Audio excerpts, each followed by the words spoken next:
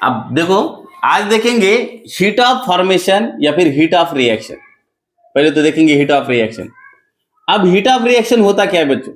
Heat of reaction is nothing but enthalpy of reaction. उसे क्या कहेंगे हम? इंथैल्पी ऑफ रिएक्शन, और इसको डिनोट किया जाता है एच से। ओके, अब हीट ऑफ रिएक्शन होता क्या है? सपोज अगर कोई रिएक्टेंट है, ए रिएक्टेंट है, और ए रिएक्टेंट का कन्वर्शन हो रहा है बी में। ए का रूपांतरण किस में हो रहा है? बी में। चलो इसको जोड़ो, ए प्लस बी का रूपांतरण हो रहा है ए बी में। Okay, combination reaction. A plus B का रूपांतरण किस में हो रहा है? ए बी में हो रहा है, तो कॉम्बिनेशन रिएक्शन है। तो heat of reaction is nothing but, अब जबकि मॉलिक्यूल, कोई भी मॉलिक्यूल तैयार हो रहा है, किसी का भी फॉर्मेशन हो रहा है, तो उसके लिए एक एनर्जी का इवोल्यूशन होगा या फिर एब्सॉर्प्शन होगा, इवॉल्व या फिर absorb. The amount of heat evolve और एब्सॉर्ब। एक तो कोई भी चीज अगर निर्माण होगी, नहीं बनेगी, तो क्या होगा? एनर्जी तो खर्चा होगा ना, एनर्जी का खर्चा होगा। अब एनर्जी का अगर खर्चा होगा तो एक तो एनर्जी ली जाएगी, एक तो एनर्जी दी जाएगी, है ना? इतना तो है। सो इसे कहेंगे हम हीट ऑफ रिएक्शन। अब मैं लिखूंगा H, heat of reactant H R. H R क्या है मेरा? Heat of reactant. और मैं लिखूंगा H P, heat of product. Okay, अब एच आर हो सकता है कि रिएक्टेंट एक से ज्यादा हो, 2 हो, 3 हो, 4 हो।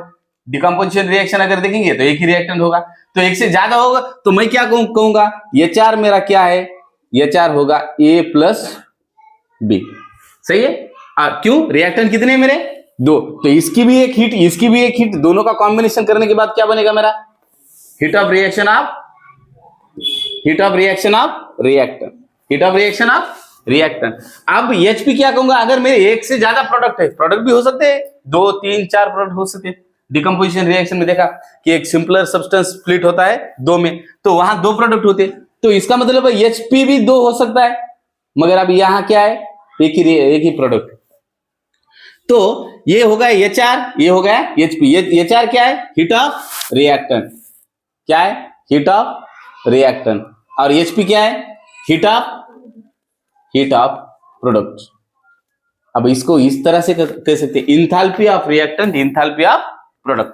तो हीट ऑफ रिएक्शन या इंथैल्पी ऑफ रिएक्शन क्या होगा? देखो, delta H heat of reaction, enthalpy of reaction, delta H is equal to H P minus H R. ये क्या है? Heat of reaction of product, और H R heat of reaction of reactant. Okay, तो ये बन गया मेरा heat of reaction का इक्वेशन। समझ रहे हो? अब जितने रिएक्टेंट है उसका समेशन करो, या फिर जितने प्रोडक्ट है उसका समेशन करो। इतनी बात समझ में आए? अब देखो, हीट ऑफ रिएक्शन यानी कि difference between the reactant and the product. Okay, अब हीट ऑफ रिएक्शन की साइन कन्वेंशन क्या होती है? पॉजिटिव कब होता है, निगेटिव कब होता है? इतना समझ में आया? इसका स्क्रीनशॉट लो या फिर लिख लो। ओके, अब देखो, हीट ऑफ रिएक्शन क्या होता है? पॉजिटिव निगेटिव भी होता है। साइन कन्वेंशन क्या होती है heat of reaction? Heat of reaction, अब देखो, निर्भर करता है रिएक्शन इंडोथर्मिक है या फिर एक्सोथर्मिक है। निर्भर करेगा कि रिएक्शन इंडोथर्मिक है या एक्सोथर्मिक है। देखो, when delta H is negative, अब क्या देखेंगे कि डेल्टा एच की वैल्यू क्या है? निगेटिव कब है? एक ग्राफ बनाएंगे हम, एनर्जी और फेज ऑफ सिस्टम, एनर्जी और फेज ऑफ सिस्टम में। देखो, अब मेरा रिएक्टेंट यहां है, रिएक्टेंट की एनर्जी ये है एच आर, मेरा रिएक्टेंट यहां है एच आर। अगर रिएक्टेंट यहां से यहां में कन्वर्ट हो रहा है, प्रोडक्ट यहां है मेरा एचपी, ये एचपी क्या है? प्रोडक्ट है। अब प्रोडक्ट की एनर्जी कम है, प्रोडक्ट की एनर्जी क्या है? कम है, रिएक्टेंट की एनर्जी ज्यादा है। अब देखो ना, प्रोडक्ट की एनर्जी कहां है बेटा? यहाँ। सर ये क्यों बना, लूप क्यों बना? तो ये बहुत सारे अलग अलग फैक्टर है, एक्टिवेशन एनर्जी है या फिर उसकी मॉलिक्यूलर एनर्जी है, ये देखेंगे हम केमिकल काइनेटिक्स में कि ये क्यों बना। खाली आपको इतना ध्यान रखना है, एच आर यहाँ, इनिशियल यहाँ है, फाइनल यहाँ, अब इनिशियल ज्यादा है, फाइनल कम है, यानी कि heat of reactant greater than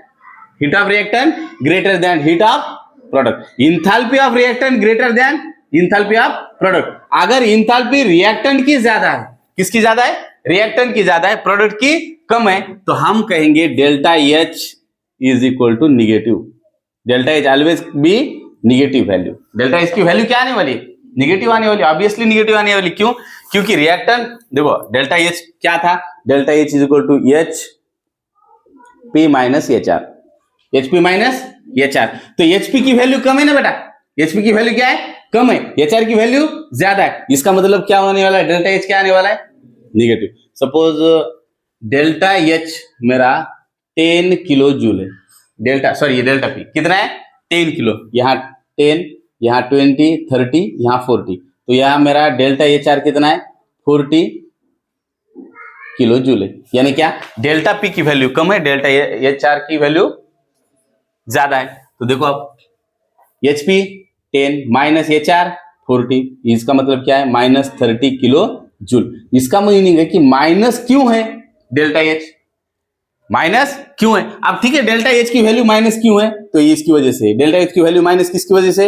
H R greater than H P. ये आपको ध्यान में रखना है। जब भी एनर्जी किसकी? हीट ऑफ रिएक्शन रिएक्टेंट की ज्यादा हो, रिएक्टेंट की हीट ज्यादा हो, तो डेल्टा एच ऑलवेज भी निगेटिव, डेल्टा एच ऑलवेज भी निगेटिव। अब कब आएगा निगेटिव? कौन सी रिएक्शन में आएगा? ये पूछा जाता है सवाल। चलो ठीक है, एच आर एच पी तो समझ में आया, तो कौन सी रिएक्शन में आएगा? अब देखो रिएक्शन हो रही है क्या, यहां 40 किलो जूल इतनी एनर्जी थी, या अब बन कितनी गई है? 10, यानी 30 गायब हो गई। रिएक्शन से क्या हो गई?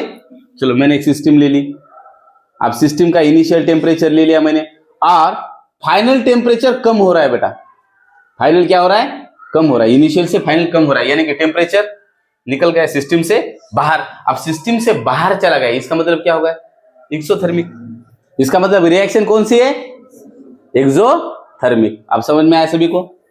जब रिएक्शन एक्सोथर्मिक हो, डेल्टा एच की वैल्यू निगेटिव। जब डेल्टा एच की वैल्यू निगेटिव है, क्यों है? एच आर की वैल्यू ज्यादा है। एच आर की वैल्यू ज्यादा क्यों है? Reaction exothermic. समझ में आया?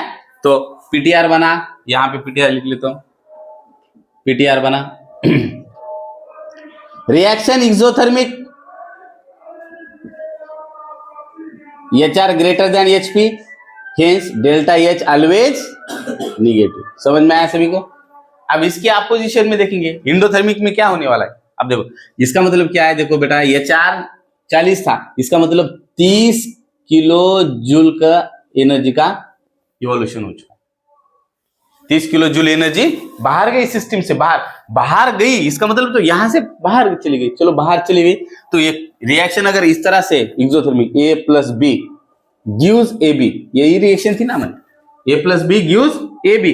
अगर A plus B gives AB, अगर A plus B gives AB, ऐसी रिएक्शन है मेरी, जस्ट मिनट, ऐसी अगर रिएक्शन है तो प्लस यहां पे दिया जाएगा, कितनी एनर्जी बाहर गई? 30 किलो जूल। अब प्लस इस साइड में प्लस एनर्जी है, इसका मीनिंग क्या है? एनर्जी का इवोल्यूशन हो चुका है, एनर्जी सराउंडिंग में चली गई, सिस्टम टू सराउंडिंग, इस तरह से। तो मेरी डेल्टा एच की वैल्यू आएगी -30 किलो जूल। सर यहां तो आपने प्लस लिखा है, यहां माइनस क्यों लिखा है? बेटा ये रिएक्शन में ना, ये अगर इस साइड में कुछ होता, इस साइड में एनर्जी ली जाती तो इंडोथर्मिक रिएक्शन थी, इस साइड में लिए, इसका मतलब क्या है? एक्सोथर्मिक। समझ रहे हो मूसा? समझ में आया? ये बाहर चली गई है, बाहर कब जाती है? एक्सोथर्मिक। एक्सोथर्मिक में क्या होता है? डेल्टा निगेटिव, तो ये आपकी वैल्यू है। ठीक है, ये समझ में आया? चलो इसको भी कहीं ना कहीं लिख लो। अब देखो, अगर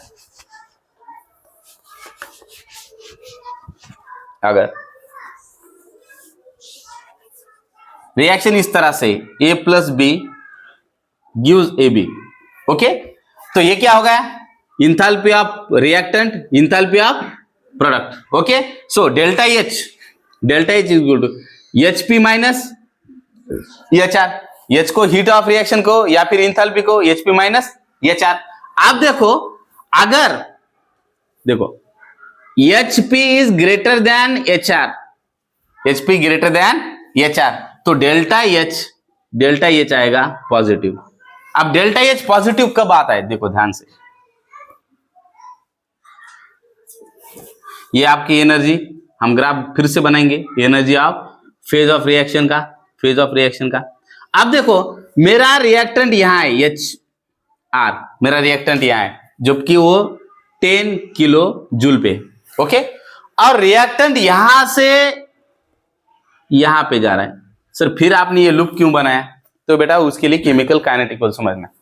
अब यहां पे 40 किलो जूल पे, अब ये क्या है, इनिशियल स्टेट थी, रिएक्शन यहां चली गई फाइनल पे, अब देखो यहां ऐसा दिख रहा है ना आपको, है ना, इंक्रीजिंग मैनर, तो यहां पे आपका HP, अब HP की वैल्यू कितनी बेटा, HP 40 किलो जूल, HR की कितनी बेटा 10 किलो जूल, बराबर, तो डेल्टा H क्या आने वाला है मेरा, HP माइनस HR, 40 माइनस 10 यानी कि बेटा 30 किलो जूल। पॉजिटिव आ गए क्या, निगेटिव 30 आ गए, पॉजिटिव आ गए, तो पॉजिटिव कब आएगा, अब देखो यहां से अगर यहां पे जा रही है एनर्जी, यहां से यहां पे जा रही है, तो इसका मतलब एनर्जी ली गई है, कहीं से तो लेना पड़ेगा ना, तो भी उछाल आएगा ना, लेना पड़ेगा।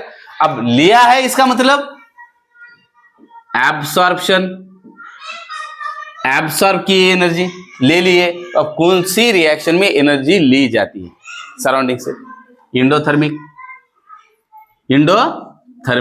तो हमारे लिए और एक दूसरा पीटीआर बन गया यहाँ पे। अब देखो रिएक्शन अगर इंडोथर्मिक है, रिएक्शन क्या है, अगर इंडोथर्मिक है, रिएक्शन इंडोथर्मिक है, तो HP is greater than HR, so delta H is positive. इतना समझ में आया सभी को, चलो ठीक है, इतना पॉज कर दो, इतना लिख लो। हाँ, let us see here enthalpy of formation or heat of formation, delta HF। अब देखो enthalpy of formation और heat of formation होता क्या है, the amount of energy absorb और रिलीज, क्या कह रहे हैं, अमाउंट ऑफ एनर्जी एब्सॉर्ब और release in formation of 1 mole of product substance, 1 mole substance कितना बेटा, 1 मोल, amount of heat absorb or release 1 mole of substance is formed when from reactant, मगर कैसे reactant, it's natural state, reactant is in its natural state, it's standard state, okay. 1 मोल अगर कोई product formation हो रहा है, कितना, 1 mole of product is form from its reactant, कोई भी रिएक्टेंट से, सपोज A+B का कॉम्बिनेशन हो रहा है और बन रहा है AB, मगर AB कितना बन रहा है, 1 mole of AB, 1 mole AB को बनाने के लिए अमाउंट ऑफ हीट जितना खर्चा हो रही है, एक तो एब्सॉर्ब हो रही है या फिर रिलीज हो रही है, एक तो ली जा रही है या फिर दी जा रही है, इंडोथर्मिक या फिर एक्सोथर्मिक, मगर 1 मोल ऑफ सब्सटेंस को बनाने के लिए जो कि रिएक्टेंट कैसे होनी चाहिए, रिएक्टेंट उसके नेचुरल स्टेट में होनी चाहिए, स्टैंडर्ड स्टेट में होनी चाहिए। सर रिएक्टेंट की स्टैंडर्ड स्टेट क्या होती है, स्टैंडर्ड स्टेट का मायने क्या होता है, हमने अभी देखा था कि कोई भी एलिमेंट या फिर कंपाउंड अगर स्टैंडर्ड स्टेट को कहा जाए जबकि उसका टेम्परेचर 298 केल्विन यानी कि 25 डिग्री सेल्सियस है, या उसका प्रेशर होना चाहिए 1 atm और 1 बार, समझ रहे हो, तो हम क्या कहेंगे उसे स्टैंडर्ड स्टेट, तो उसकी डेल्टा H रहेगी 0, डेल्टा H क्या रहेगी 0, जो स्टैंडर्ड स्टेट में उसकी डेल्टा H क्या रहेगी 0। अब जो कि स्टैंडर्ड स्टेट में, कौन स्टैंडर्ड स्टेट में, अगर कोई suppose for example H2 natural state में H2 पाया जाता है, हाइड्रोजन थोड़े पाया जाता है, H2 गैस पाया जाता है। अब H2 गैस अगर पाया जाता है नेचुरल स्टेट में H2 गैस, और उसका टेम्परेचर 298 और प्रेशर है 1 atm, तो उसका डेल्टा H कितना रहेगा? 0 रहेगा। सही है। O2 गैसीय स्टेट में नेचुरल, जिसका टेम्परेचर 298 है, प्रेशर 1 बार है या फिर 1 atm है, तो वो क्या रहेगा? 0 रहेगा। तो ये भी 0 रहेगा, ये भी 0 रहेगा अगर उसके नेचुरल स्टेट में होंगे तो, समझ रहे हो? या फिर उसके स्टैंडर्ड, नेचुरल यानी स्टैंडर्ड स्टेट। अब स्टैंडर्ड स्टेट यानी क्या? टेम्परेचर T एंड P, यानी क्या? टेम्परेचर और प्रेशर। स्टैंडर्ड स्टेट का मीनिंग है टेम्परेचर और प्रेशर। टेम्परेचर कितना होना चाहिए बेटा? 298 केल्विन यानी कि 25 डिग्री, और प्रेशर होना चाहिए 1 एटमॉस्फेरिक प्रेशर या फिर 1 बार। समझ में आया? तो हम कहेंगे उसे, तो अमाउंट ऑफ एनर्जी, ये बनाने के लिए कितना एनर्जी का खर्चा हुआ? ए बी मॉलिक्यूल 1 मोल बना, सर 2 मोल बन गए ए बी के, तो बेटा उसके हाफ कर दो। 2 मोल बन गए तो हाफ कर दो उसके। अब 1 मॉलिक्यूल बनाने के लिए, 1 मोल प्रोडक्ट बनाने के लिए जितना एनर्जी का खर्चा हुआ, एक तो एनर्जी एब्सॉर्ब की गई या तो एनर्जी रिलीज की गई, उसे कहेंगे हम enthalpy of formation, enthalpy of heat of formation. Okay, और डिनोट करेंगे डेल्टा एच एफ। एफ का मीनिंग क्या होगा? Formation. Delta H heat of reaction, और एफ का मीनिंग फॉर्मेशन, कोई फॉर्मेशन करने के लिए। ओके, समझ रहे हो? चलो इसका एक एग्जांपल ले लेता हूं। अब देखो, सपोज हम क्या बना रहे, एक हाइड्रोजन गैस और ऑक्सीजन गैस का कॉम्बिनेशन करके हम वाटर मॉलिक्यूल बना रहे H2। ओके, तो H2 बनने के लिए suppose delta H x kilo calorie इतना खर्चा हुआ। H2 बनाने के लिए डेल्टा H कितना खर्चा हुआ? x किलो कैलोरी इतना खर्चा हुआ। तो इसको पहले बैलेंस करना पड़ता है रिएक्शन को। आपको क्या करना पड़ता है? बैलेंस। सर हाइड्रोजन 2 है, ऑक्सीजन 2 है, यहां ऑक्सीजन, तो यहां लगा दूं क्या दूसरा ऑक्सीजन? नहीं लगा, यहां लगा दूं, हाँ कोएफिशिएंट में लगा दूं, तो यहां अगर लगा दूं तो हाइड्रोजन की संख्या फिर बढ़ेगी। मगर मैं इस तरह से भी लगा सकता हूं और रिएक्शन को इस तरह से भी लगा सकता हूं। आप देखो, यहां हाइड्रोजन कांस्टेंट है, हाइड्रोजन हाइड्रोजन कांस्टेंट, ऑक्सीजन 2 है, यहां पे 1 है, तो मैं यहां पे हाफ लगा देता हूं। ये भी रिएक्शन को फिर 2 से डिनोट करना, एक डिवाइड करना पड़ेगा। तो यहां हाफ लगा देता हूं, हाफ O2 ले लिया मैंने। ओके, अब देखो H2 गैसीय स्टेट में, यानी कि उसकी स्टैंडर्ड स्टेट में, यानी कि इसका H क्या रहने वाला है? डेल्टा H 0, इसका डेल्टा H 0। ओके, अब देखो ये क्या है? Delta H product, delta H P है ना। अब ये दोनों delta H reactant, delta H reactant. अब मैं निकालूंगा डेल्टा H ऑफ रिएक्शन किस तरह से? डेल्टा HP माइनस डेल्टा अब सर ये डेल्टा क्यों लिया आपने? HP माइनस HR लेना था ना, सही है ना? तो ये समीशन ले रहे हैं ना। अगर मेरे प्रोडक्ट 2 है, 3 है, 4 है, तो उसका कॉम्बिनेशन करना पड़ेगा। यहाँ पे रिएक्टेंट 2 है, 3 है, 4 है, तो उसका कॉम्बिनेशन करना पड़ेगा इस तरह से। अगर डेल्टा H रिएक्शन फॉर्मेशन कर रहा है, 1 मोल तैयार कर रहा है, कितना? 1 मोल, तो कर दिया मैंने 1 मोल तैयार कर दिया। अब 1 मोल, मुझे यहां मैंने ये रिएक्शन क्यों नहीं चूज की? 2 मोल बन रहा है। मेरा कहना क्या है? इंथैल्पी ऑफ फॉर्मेशन क्या कर रहा है कि अगर मुझे प्रोडक्ट मिलना चाहिए कितना? 1 मोल ऑफ सब्सटेंस बनाने के लिए, ना कि 2 मोल ऑफ सब्सटेंस। मुझे डिवाइड करना पड़ता था सबको। 1 मोल सब्सटेंस बनाने के लिए इतना खर्चा हो गया, x किलो कैलोरी 1 मोल बनाने के लिए। तो 1 मोल बनाने के लिए x किलो कैलोरी खर्चा होगा, तो मैं लिखूंगा HP कितना है मेरा? x माइनस HR कितना है? 0 0 0, तो डेल्टा H आ गया मेरा HF x। सो मैं लिखूंगा इंथैल्पी ऑफ फॉर्मेशन। अब देखो ध्यान से, enthalpy of formation totally depends किस पर हुआ? हीट पे, हीट ऑफ रिएक्शन पे, है ना। तो मैं लिखूंगा enthalpy of formation is nothing but amount of substance formed, heat of reaction used to amount of substance form. Enthalpy of reaction is equal to enthalpy of formation, enthalpy of formation is equal to appearance of 1 mole of H2O is equal to appearance. Direct depend किस पे हुए? HR product पे हुई ना। Product कौन है? H2O। यानी कि H2O अपीयर होने के लिए, अपीयरेंस का मतलब क्या है? H2O बनने के लिए, H2O बनने के लिए जितनी वो एनर्जी खर्च हुई उतनी की उतनी एनर्जी क्या है? Enthalpy of. पहले तो क्या किया था हमने? Delta H is equal to HP minus HR difference लिया था ना। अब डिफरेंस ये तो नेचुरल स्टेट पे जीरो है ना बेटा, इसके नेचुरल स्टेट पे क्या है? ये जीरो, इस पे मायने है कुछ नहीं है। तो ये नेचुरल स्टेट पे अगर जीरो है, यानी कि बात देखो मराठी में समजाता हूं। एखादा प्रोडक्ट तयार होता असताना आपण काय म्हणतो? हीट ऑफ रिएक्शन किती खर्च झाली? तर रिएक्टंट आणि प्रोडक्टचं डिफरन्स जितकं तितका खर्च झाली।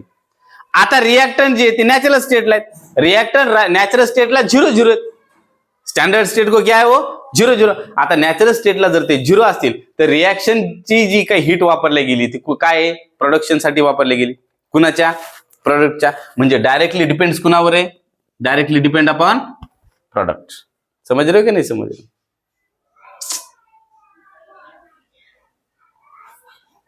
भाई आप चाय बना रहे हो, क्या बना रहे हो? चाय। अमाउंट ऑफ हीट आप सप्लाई कर रहे हो। अब amount of heat absorb by the system, system ने एब्सॉर्ब कर ली। अमाउंट ऑफ हीट सिस्टम ने क्या किया? कर ली, एब्सॉर्ब ले ली सिस्टम ने हीट। तो सिस्टम ने जो हीट ली वो डायरेक्टली इक्वल रहेगी जो कि आपका प्रोडक्ट है उस पर। कितना प्रोडक्ट ने एनर्जी खर्चा की उस पर, समझो? तो ये हीट ऑफ फॉर्मेशन और ये हीट ऑफ रिएक्शन। समझ रहे हो क्या? Heat of reaction, heat of formation, heat of reaction, heat of, जितना हीट ऑफ रिएक्शन है उतना ही हीट ऑफ फॉर्मेशन। समझ गए? नहीं समझ गए? अरे बाबा चलो स्क्रीनशॉट ले लीजिए। दिमाग से दही करायचा का? देखो बच्चों, अगर स्टैंडर्ड स्टेट पे एलिमेंट है, कोई स्टैंडर्ड स्टेट पे एलिमेंट या कंपाउंड है, तो मैं कहूंगा स्टैंडर्ड इंथैल्पी ऑफ एलिमेंट या फिर कंपाउंड, एलिमेंट या फिर कंपाउंड। कंपाउंड की भी स्टैंडर्ड स्टेट पे 0 रहेगी। Standard enthalpy of element, standard heat of reaction of element और कंपाउंड। जबकि टेम्परेचर कितना होना चाहिए? टेम्परेचर 298 केल्विन और प्रेशर 1 atm या फिर 1 बार, यहां पे 25 डिग्री सेल्सियस। एक तो 298 केल्विन या फिर 25 डिग्री सेल्सियस या फिर प्रेशर 1 atm या 1 बार। अगर किसी भी मॉलिक्यूल का भी होगा, कंपाउंड का भी होगा, तो मैं कहूंगा उसे स्टैंडर्ड इंथैल्पी ऑफ एलिमेंट। और मुझे लिखना है डेल्टा H, जो भी रिएक्टेंट है आपका R, उसकी 0 ही लेना है। उसकी क्या लेना है? आंखें बंद करके 0। जैसे कि देखो स्टैंडर्ड स्टेट में हमें हाइड्रोजन पाया जाता है गैसीय स्टेट में, H2 0, O2 0, Cl2 0, Br2 0, O2 N2 0, जो भी स्टैंडर्ड स्टेट में मिलेगा। कार्बन सॉलिड 0, मगर कार्बन सॉलिड में ही है। कार्बन क्या है? सॉलिड में ही, मगर कार्बन का एलोट्रॉप है जैसे ग्रेफाइट, तो 0 नहीं लेना है। कार्बन सॉलिड में ही है मगर कार्बन का एलोट्रॉप है डायमंड, तो मुझे वहां पे स्टैंडर्ड इंथैल्पी 0 नहीं हो सकती। समझ गया? तो ये ऐसे कुछ एक्सेप्शन छोड़ के बाकी की सभी स्टैंडर्ड स्टेट पे, नेचुरल स्टेट पे 0 ही लेना है। यानी कि डेल्टा H। अब आंखें बंद करके देखो HP माइनस HR, उस समय में जहां की रिएक्टेंट स्टैंडर्ड स्टेट में, तो HR क्या होने वाले है? 0। तो डेल्टा H किस पर निर्भर है बेटा? डेल्टा H किस पर निर्भर है? HR पे। सही है? HP पे। किस पे? HP पे। यानी कि HP क्या है? प्रोडक्ट। तो amount of heat required to formation of a product, amount of heat require हो गई किसके लिए? प्रोडक्ट बनाने के लिए। रिएक्टेंट का कुछ है क्या इसमें? नहीं। तो जितना प्रोडक्ट बनाने में खर्चा हुआ वही होगी इंथैल्पी ऑफ रिएक्शन। समझो? ओके, चलो सवाल क्या है? What is delta HF? Delta H क्या है? इंथैल्पी। F क्या है? फॉर्मेशन। डेल्टा HF है ना, इंथैल्पी ऑफ फॉर्मेशन। यानी कि हीट ऑफ रिएक्शन, इंथैल्पी यानी क्या है, heat of reaction of formation reaction, किस रिएक्शन की, फॉर्मेशन रिएक्शन की, क्या है, जबकि कार्बन मिल रहा है ऑक्सीजन के साथ और बना रहा है कार्बन डाइऑक्साइड। ओके, और डेल्टा एच दिए, हीट ऑफ रिएक्शन दिया है, कितना दिया है, इंथैल्पी ऑफ रिएक्शन दिया है, कितना दिया है, -400 किलो जूल। ओके, तो आपको पूछा गया है, तो देखो सबसे पहले डेल्टा एच एफ क्या आने वाला है, HP माइनस HR, सही है ना। HF इज नथिंग बट यहाँ क्या है, रिएक्शन, हीट ऑफ रिएक्शन, और heat of reaction of formation, formation का पूछा गया है। ओके, चलो हीट ऑफ रिएक्शन ये HP प्रोडक्ट कौन है बेटा, product H of C, heat of CO2 minus HR कौन है, heat of carbon plus oxygen is equal to delta H, is equal to delta H। अब मुझे बताओ heat of product, heat of product पता है क्या, नहीं, हीट ऑफ रिएक्टेंट क्या है, हीट ऑफ रिएक्टेंट क्या है, कार्बन और ऑक्सीजन। ये स्टैंडर्ड स्टेट को है क्या, पहले ये बताओ सर, है ना, कार्बन सॉलिड में होता है, तो डेल्टा H क्या होने वाला है, कार्बन का, कार्बन के लिए 0 और ऑक्सीजन के लिए वो भी गैसेस में 0, यानी कि 0 + 0 0, हाइड्रोजन सॉरी इंथैल्पी 0। अब इंथैल्पी 0 है तो ये क्या है, heat of formation of product, heat of formation of product, enthalpy of formation of product is nothing but heat of reaction. अब हीट ऑफ रिएक्शन कितना है, -400 kilo joule is equal to HP। HP क्या है, HP क्या है, heat of formation, HP क्या है, product यानी क्या है, तैयार तो क्या हुआ, प्रोडक्ट हुआ है, हीट ऑफ फॉर्मेशन, तो अमाउंट ऑफ एनर्जी रिलीज्ड और absorb in formation of 1 mole of substance, कितना मोल है, 1 मोल है, तो मैं कहूंगा -400 किलो जूल। समझ में आ गया सभी को, चलो। हाँ, अब देखो हाइड्रोजन गैस रिएक्ट हो रहा है क्लोरीन गैस के साथ और बना रहा बेटा HCl के 2 मॉलिक्यूल, और डेल्टा H दिया है, हीट ऑफ रिएक्शन दिया है हमें -44 किलो कैलोरी। ओके, तो पूछा गया है what is the heat of formation, heat of formation, तो क्या जवाब आएगा, सोचो, ABC में बताओ, ऑप्शन सी आएगा, ऑप्शन सी को छोड़कर बाकी कुछ, A हाथ ऊपर करो, B नहीं, C D, चलो चेक करेंगे। अब क्या कहा है, अगर मेरे पास मेरा PTR है, क्या है बेटा, PTR point to be remember है हमारे पास, पॉइंट टू बी रिमेंबर, क्या, delta HF heat of formation, delta HF is always equal to delta HP heat of formation is directly equal to product पे, है ना, जबकि रिएक्टेंट हमारे हो स्टैंडर्ड स्टेट में, तो ये P क्या बनेगा, डेल्टा H बनेगा, है ना। अगर रिएक्टेंट क्या हो मेरे, if reactant eight standard state, sir standard state का मीनिंग क्या होता है, 298 केल्विन और 1 atm या फिर 25 डिग्री 1 बार, है ना। तो ये है सर, कहाँ दिया, कहाँ है सर, यहाँ आप बोल रहे हो नहीं दिया है, तो अभी खेत में बहुत सारे काम है, महिलांसाठी आता कापूस वेचण्याचं काम मोठ्या प्रमाणात आहे, महिलांसाठी कोणतं काम आहे आता, कापूस वेचण्याचं काम आहे, आणि पुरुषासाठी इलेक्शनच्या प्रचारामध्ये 1000 रुपये रोज आहे सध्या चालू आहे ना। पुन्हा धाब्यावर जेवण आहे बघा, ऑटो मध्ये फिरायची गरज नाही, स्कॉर्पिओ आहे, धाब्यावर जेवण आहे, बिस्लेरीच्या पाण्याने तोंड धुवायचंय आणि 1000 रुपये रोज आहे, आणि घरी जायचे पुन्हा सन्मानपूर्वक, आहे ना। त्याला आता चांगले सुगीचे दिवस आहेत, कार्यकर्त्याला मोठे सुगीचे इलेक्शन होईपर्यंत। चलो H2Cl2, तो बेटा मुझे पता होना चाहिए hydrogen always in the form of gas और गैसेस स्टेट में यानी स्टैंडर्ड स्टेट में, तो मैं लिखूंगा delta H is equal to HP minus HR। HR मेरा दोनों ही जगह पे, यहाँ भी 0 यहाँ भी 0, यानी 0 माइनस HP माइनस 0, तो डेल्टा H क्या होने वाला है, delta H is equal to delta HP। P क्या है, प्रोडक्ट फॉर्मेशन है, P क्या है, product formation is nothing but delta HF, है ना, delta H F heat of formation is equal to heat of reaction. तो हीट ऑफ रिएक्शन कितना है, हीट ऑफ रिएक्शन कितना है -44। मगर हीट ऑफ फॉर्मेशन कह रहा है कि 1 मोल सब्सटेंस तैयार होना चाहिए। हीट ऑफ फॉर्मेशन क्या कह रहा है, 1 मोल। यहां सब्सटेंस कितना मोल है, 2 मोल है।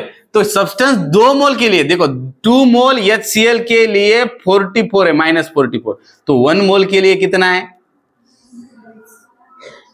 देखो 2 मोल के लिए 44 -44, तो 1 मोल के लिए -44 divide by 2 is equal to -22।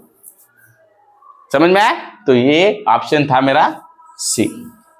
Okay, अगर पूछा जाए कि रिएक्शन इंडोथर्मिक है कि एक्सोथर्मिक है, कौन बताएगा, रिएक्शन।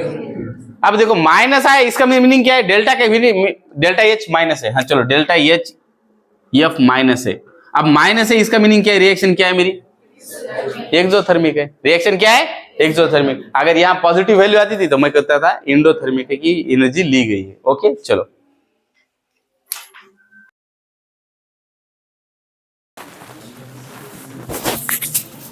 चलो देखो अब क्या कहा है, find the heat of formation delta H F. Okay, if NH4NO3 okay का -400 किलो जूल है, N2O का है +80 किलो जूल और H2O का कितना है -300 किलो जूल। तो रिएक्शन हमको दे दी है, डिकम्पोजिशन रिएक्शन है। रिएक्शन क्या है, डिकम्पोजिशन। रिएक्टेंट क्या है, 1 है। प्रोडक्ट कितने, 2 है। अब delta H F is equal to delta H P minus delta H R. Okay, अब डेल्टा एच पी क्या आने वाला है, अब देखो डेल्टा एच पी आने वाला है product N2O plus 2 H2O minus delta H R क्या आने वाला है, NH4NO3, है ना। अब देखो एच पी देखो N2O +80, प्लस लिखने की जरूरत है नहीं। Okay, +80 plus 2H2O, 2 into H2O कितना है -300 माइनस HR कितना है, रिएक्टेंट कितना है, या इज इक्वल नहीं -400। सही है। ओके, अब ये माइनस माइनस +400 बन गया, ये माइनस और ये माइनस क्या बन गया, +400 बन गया। अब देखो 300 इंटू 2 -600। ओके, अब देखो 600 -80 520, सही है, -520। ओके, +400 डिसिमिलर साइन सबस्ट्रॅक्शन मोठ्या संख्येचं चिन्ह शिकवलं होतं ना, हां -520। अब -520 और +400 -120 kilo joule. Delta H F कितना आ रहा है, -120 किलो जूल। ये ऑप्शन डी आ गया है सभी को। ओके।